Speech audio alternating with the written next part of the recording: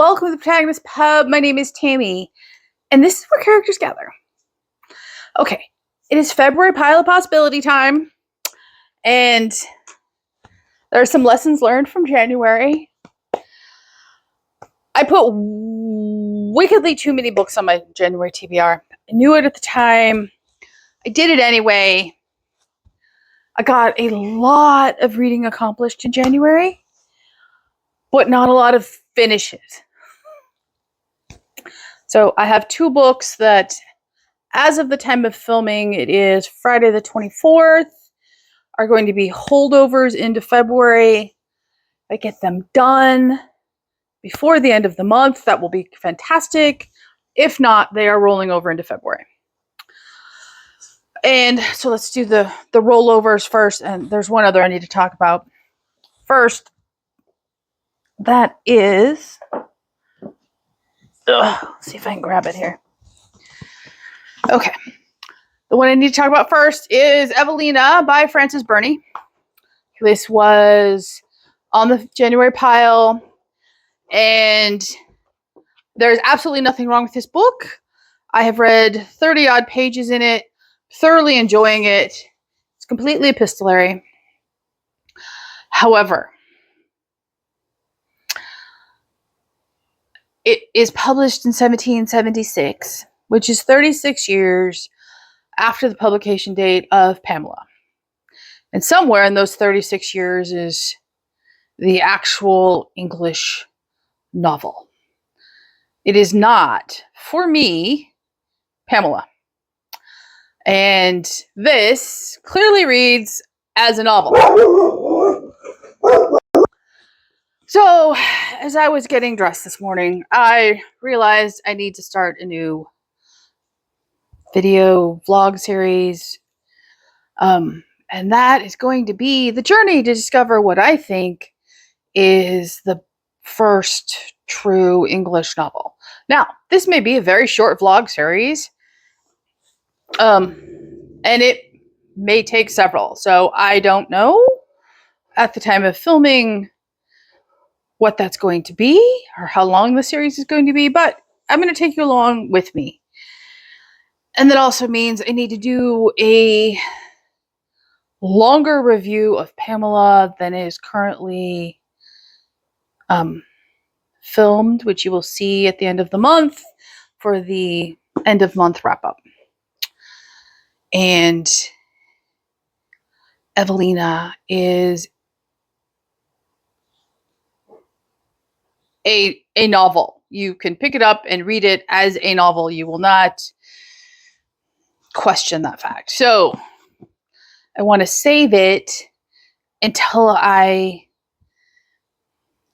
find the first novel. What is identifiable in my brain for objective reasons and formatting is a novel. It's one of those things that, I wasn't expecting to happen this year, but when intellectual curiosity strikes, you kind of go on that path. I'm on that path, and we shall see. So, Evelina is on hold. The two holdouts, I know for sure. First one is The Shadow Sister by Lucinda Riley. This is book 3 in the Seven Sisters series. I just did not get a chance to start it. And while it is within the realm of possibility that I finish it in the next week, it is 669 pages. I don't think that's realistic. I may start it, but I don't think I'll finish it. So it's going to carry over into February. And the other carryover, and this is much more likely to be finished, is Seed of Doubt by Ralph McInerney. This is a Father Dowling mystery. I love Father Dowling mysteries. I lose myself in them. It's 346 pages, and I would, love to get that one done by the end of the month. So if not, I will just carry it over. Episodic reading is still happening. I will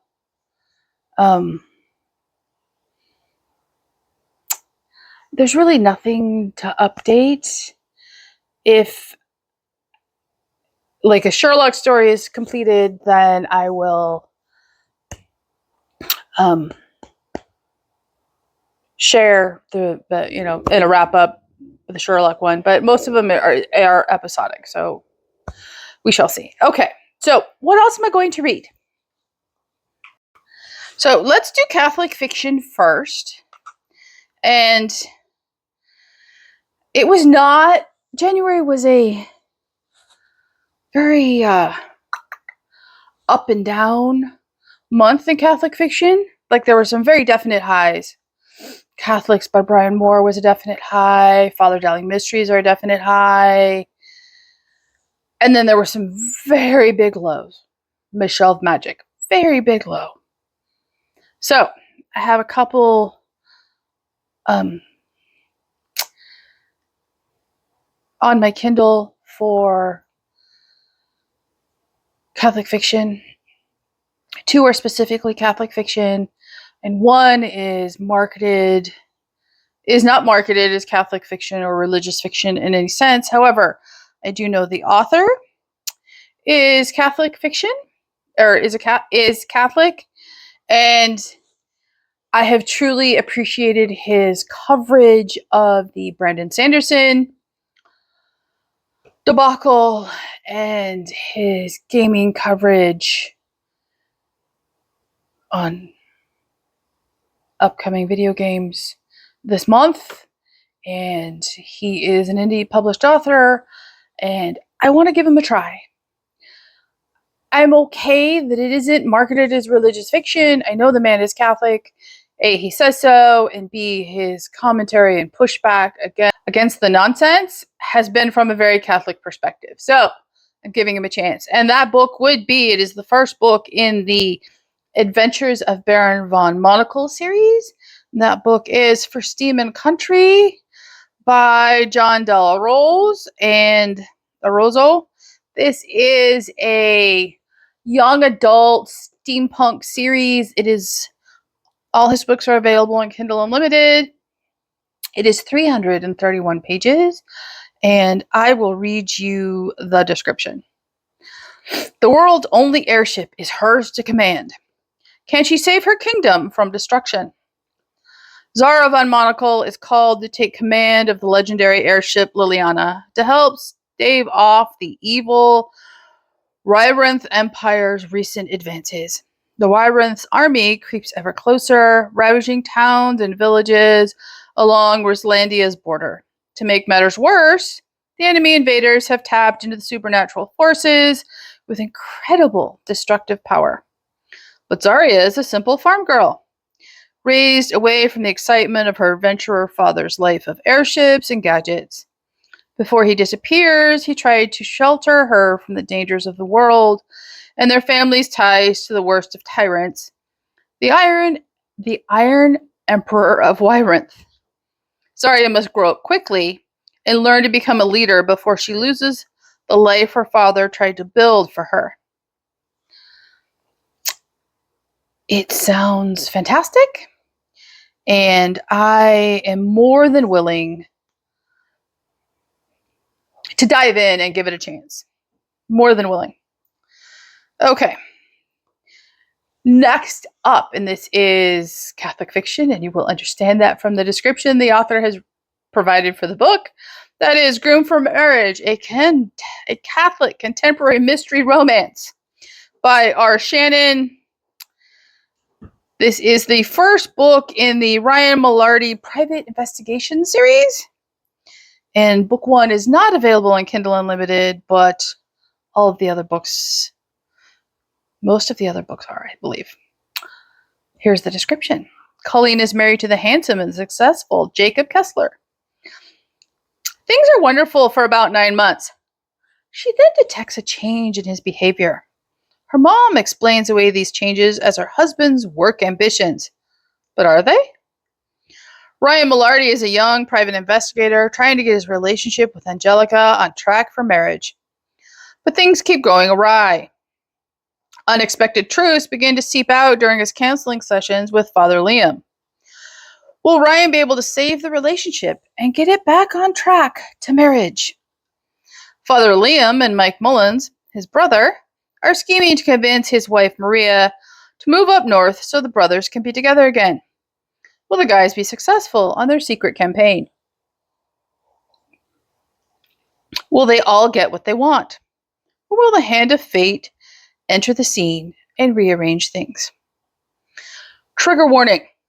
There seemed to be a theme or two in the book that triggers some women who see cooking and or traditional marriage as some sort of abuse, or at the very least, problematic. So, if you don't like Catholicism, priests, or women who cook or do other traditional family things, this may not be the ebook series for you. Just the trigger warning alone was a giant waving, hey, come read me flag. So, that one is definitely on the list. Okay, and next up on the Catholic fiction list is the first book in the Lark Song series by Kelsey Geidel, that is For a Noble Purpose. And this is Catholic fiction. I will read, in fact, it won the 2023 Catholic Media Awards for the novel category. It was the first place winner. And the description is, what if your worst curse could also be your greatest gift? As a Missouri plantation owner's daughter, Sarah Walcott has always experienced the best society has to offer. Yet her charmed life also carries unexplainable tragedy. She's been widowed 6 times, always on her wedding day. When a 7th husband meets the same fate, her parents determine to send her to an asylum, where she can no longer be a burden to them or a danger to society. In desperation, Sarah joins the Lark Song wagon train on their way to the west, and soon learns that her saviors also harbor extraordinary gifts, one that may finally bring her answers she needs.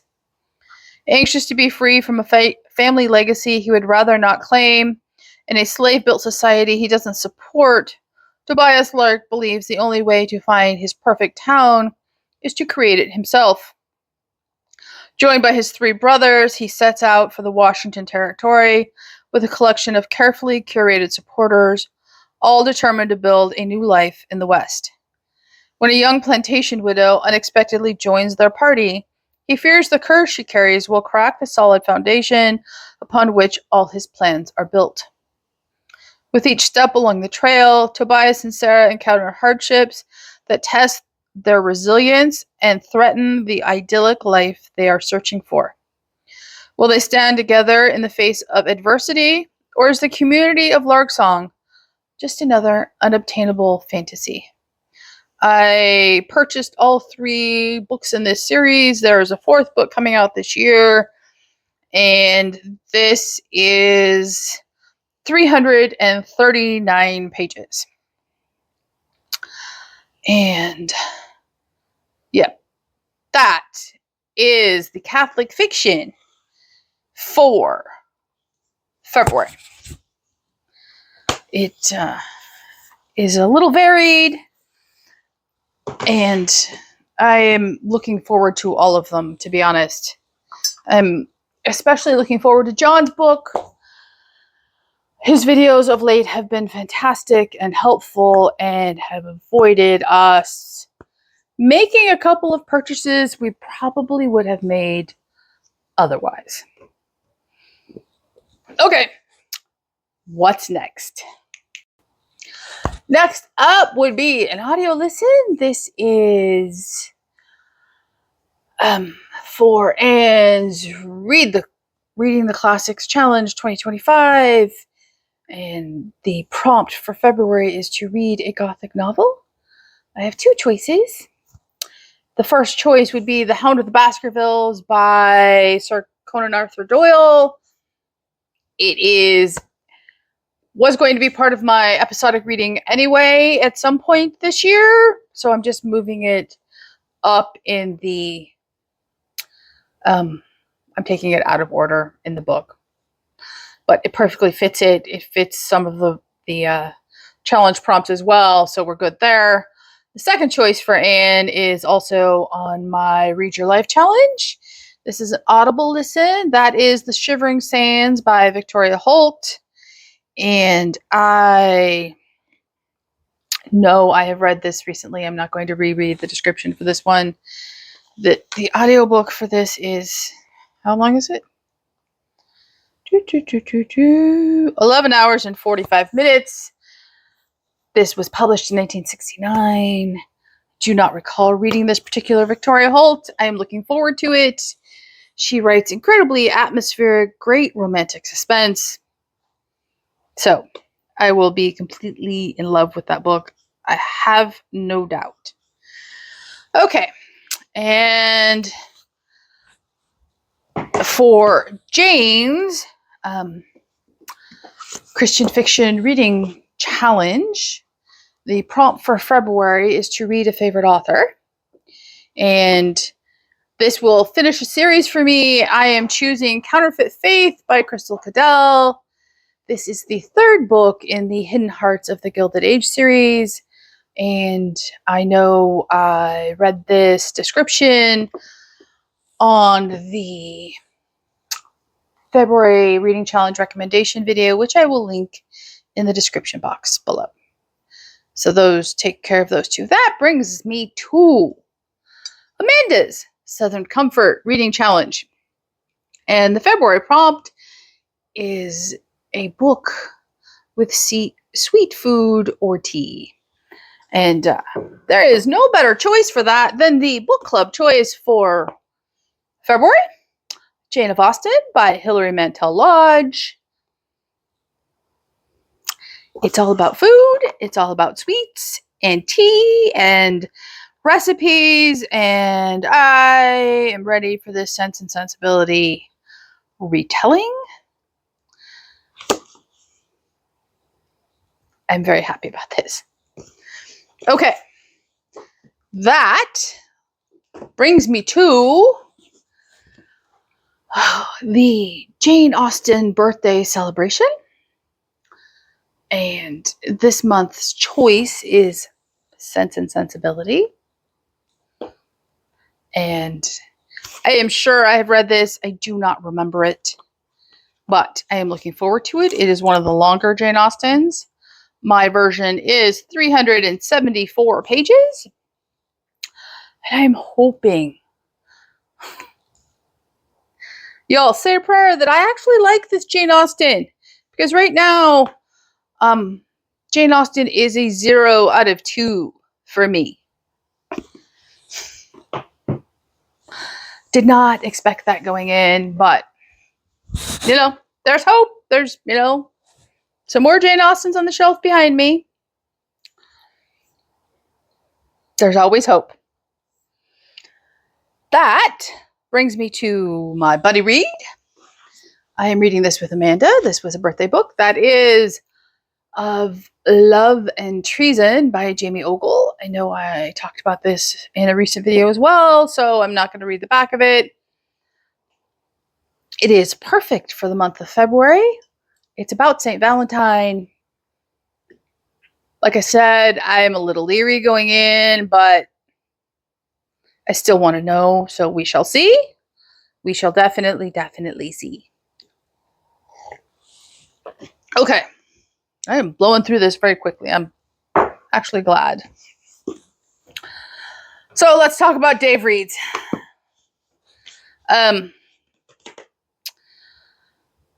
I have episodic reads for Dave in progress. I have one of the Seven Sister books that he didn't choose, but I need to read the rest of them. So I recently picked up a brand new copy of Clan of the Cave Bear by Gina Mall.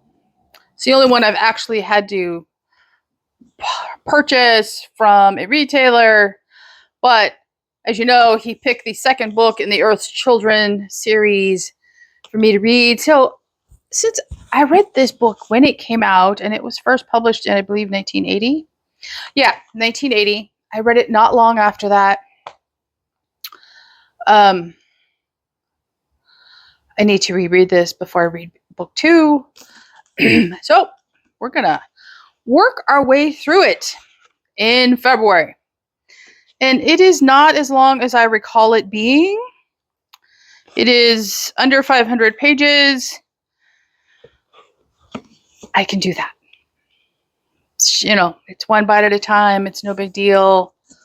And then I can move on to book 2. So Clan of the Cave Bear is going on the list. And also a Dave pick, I'm going to try and read The Battle of Linguist Mages by Scodomore. I will read you the inside flap. Isobel is the queen of the medieval rave-themed VR game Sparkle Dungeon. Her prowess in the game makes her an ideal candidate to learn the secrets of power morphemes, unnaturally dense units of meaning that warp perception when skillfully pronounced. But Isabel's reputation makes her the target of a strange resistance movement led by spellcasting anarchists, who may be the only thing stopping a cabal from toppling California over the edge of a terrible transformation, with 40 million lives at stake. Time is short for Isobel to level up and choose a side, because the cabal has attracted much bigger and weirder enemies than the anarchist resistance, emerging from dark and vicious dimension of reality and heading straight for planet Earth. Okay, so it sounds fascinating. I picked this up from Book Outlet over a year ago now. It was published in 2021 by Tor. So I'm going to say it now. I am leery that it's infested with nonsense. And if it's infested, I will let you know. And I will DNF it. It is 437 pages. And it is fairly small print. So if it's not infested, it's not going to be a 2-second read, but the chapters appear to be pretty short. So short chapters are a good thing because you can knock out. I say that, and the last chapter appears to be it's broken up into books. Okay. And by the way, since I'm going to talk about this right now. Whatever happened to table of contents in fiction books? I mean, seriously, if you're going to have a part 1 and not a table of contents, why? You're saving 1 page in a book under 500 pages. It's just rude and unhelpful. And there's no excuse for it. Seriously, put tables of contents back in books along with chapter titles. It's not a big ask. Okay, rant over. And that brings me to book 2 in the Anne of Green Gables series, Anne of Avonlea. I am slowly picking these up from this publisher because I can't buy the box set. I have searched and searched and searched and searched, and it's just not available. So this one is under 400 pages, and I have really enjoyed and look, a table of contents. I love when publishers do things well, and that is something done well. Okay, so that is the February pile. It isn't tiny, but it isn't nearly as out of control as January's was, which is not a bad thing in the slightest. What are you reading in February? Am I missing anything good? Oh, before I end, there are 2 more readathons happening in February. First up would be the February readathon from Taylor over at Tales and Treats with Tay. This is a fairy tale retelling As we know, and I talked about in my February recommendations video, fairy tales aren't my go-to choice. However, I know they're very popular. So if I get time, I'm going to listen to Daughter of the Forest by Juliette Marillier. It is a retelling of the Six Swans fairy tale. And I will see if other books fit Taylor's prompts. And then February is also Feb Regency. And of course, Sense and Sensibility fits that beautifully. It is not hard to find a Regency book and be very happy. So, okay, that's everything now. What are you reading? Leave a comment down below, like and subscribe. I will see you here next time at the Protagonist Pub.